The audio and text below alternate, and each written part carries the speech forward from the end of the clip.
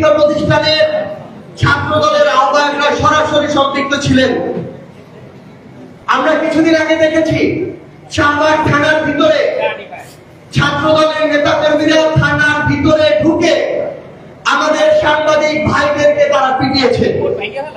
এখন পর্যন্ত সেই রক্তাক্ত হামলার কোন ধরনের বিচার হয় নাই। আমরা গতকালকে দেখলাম যখন আমাদের বোন রামিসাকে ধর্ষণ করে নৃশংসভাবে হত্যা করা হয়, তখন আমাদের মাননীয় প্রধানমন্ত্রী সেখানে গিয়েছেন, সহমর্মিতা জানিয়েছেন। আমরা ধন্যবাদ জানাই।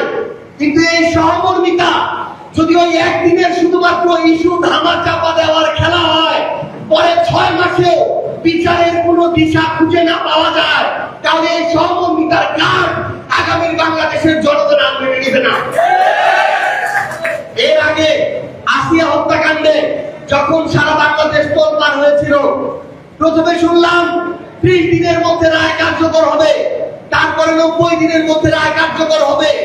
এরপরে এখন পর্যন্ত 6 মাস পার হয়ে গিয়েছে, রায় কার্যকর হওয়ার কোনো খবর পাওয়া যায় নাই।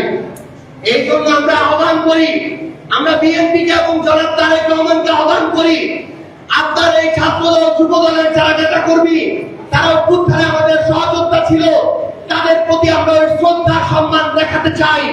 কিন্তু তারা যদি পূর্বের মতো ছাত্রলীগ যুবলীগের কায়দায় আবার সন্ত্রাসী ভাবে রাজনৈতিক আন্দোলনকে দমন করার চেষ্টা করে, তাহলে তার চেয়ে খারাপ ভাবে তাদের পতন হবে ইনশাআল্লাহ।